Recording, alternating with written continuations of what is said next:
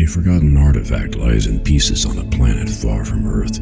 Few know it exists except those who took it back and those whose ancestors created it. 4 young people are thrown into a race against emissaries of the gods to find his pieces. Mistrust, greed, and magic are tangled in an endless web. What will the fate be of the universe once it is found and reassembled? Get Scepter of the Gods, The Rod of Truth now on Amazon, and get wrapped up in the saga that will not let you go.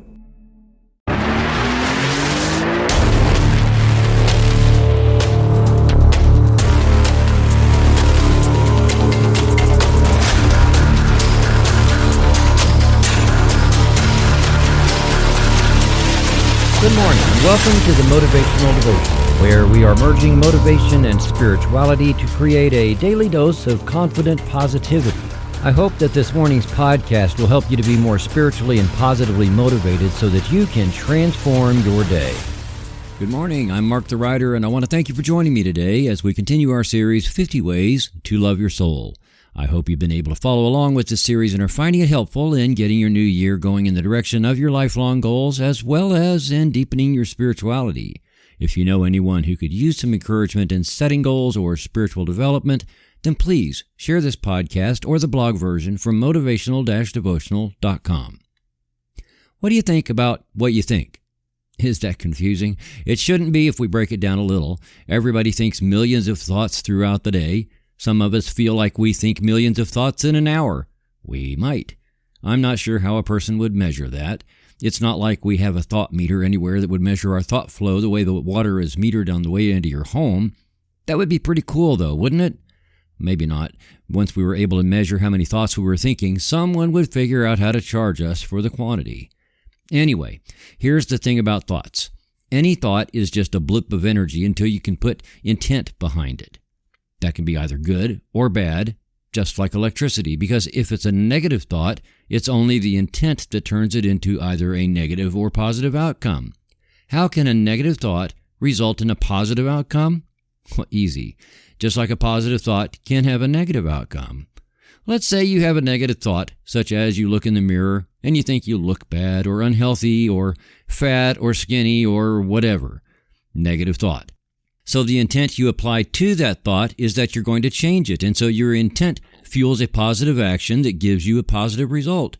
You're too skinny, so you work out. You're too fat, so you have a salad for lunch with a healthy dressing. You look unhealthy, so you go to the doctor to make sure you're not developing something, and you get more sunlight. Sunlight always helps. And people with ADHD and brain functioning that is similar to ADHD struggle with this. You have an idea. It's a great idea, especially in your mind, but it's probably really and truly a great idea. You can apply intent to that idea and turn it into reality. If it is a thought that is way different from how your life is now, not only will you have to apply intent behind that thought, but you will also have to apply relentless intent for an extended time, like pushing a boulder over the rise of a hill. You can do it, though, if your dream is compelling enough and you never give up. That's why I call that intent relentless intent, because you can't just dabble at it now and then.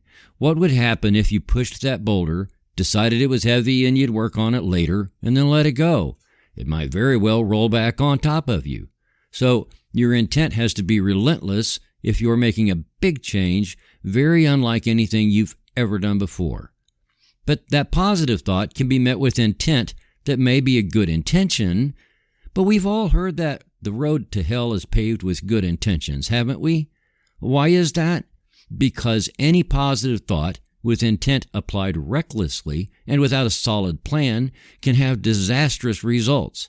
You can look in the mirror and the positive thought is that you are a blessed child of God and that you deserve to be healthy and fit.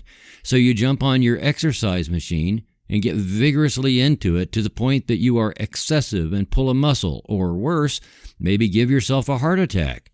You can have a positive thought about how much you love all your neighbors, and you only want the best for them. So you take a day off and cut the grass in all their yards and end up with at least half the neighborhood vilifying you because you trespassed and you didn't cut it the way they want it done. Positive thoughts, good intentions, negative results.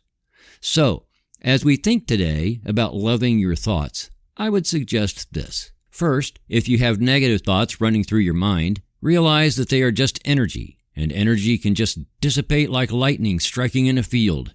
Some negative thoughts come out of grief or relationships that go sideways for a while, and you can give those thoughts more fuel by agreeing with them, owning them, and telling yourself more thoughts to keep those company so that you start believing all kinds of negative things about yourself that will grind your journey, your progress, and your happiness right to a halt. Or, and this is my suggestion, you can realize that those thoughts come from a sense of loss that is tied to the past, and they only have a bearing on your future with the fuel they can give you to make positive progress towards your dreams. So that brings me to the second suggestion, which is to take any negative thought and love it for the lesson it is bringing you, and then tweak that negative thought into a positive thought. If someone is angry with you or disappointed in you, instead of dwelling on why and dwelling in the past, you can use it to make progress toward your future and being a better person, and let that person know that you do appreciate them. Love your thoughts for what they bring to your journey. Let them go if they tie you to the past.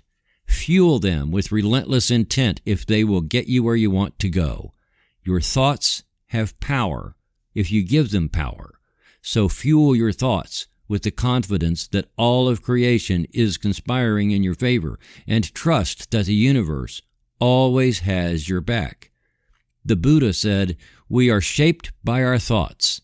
We become what we think. When the mind is pure, joy follows like a river that never leaves." Thank you for taking the time to listen today. Please help keep this podcast going by following the Motivational Devotional Facebook page, following @Threefold-Way Radio on Twitter, and sharing the written format of today's message from motivational-devotional.com on your social media. I am deeply grateful for your support, and thank you for letting Motivational Devotional be part of your journey. Peace out. See you tomorrow.